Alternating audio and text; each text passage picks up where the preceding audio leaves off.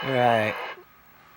Well, here's another weird new sound on my radios here. Don't know where it's coming from. Might be the transformer out front because it's raining, and every time it rains, it starts sparking and everything. So let's take a listen. Let's go to channels.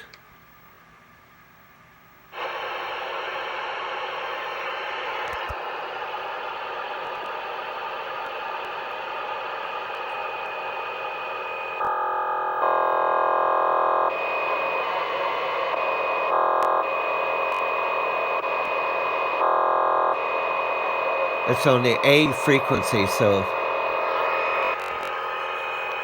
not quite sure what that is. What's your idea?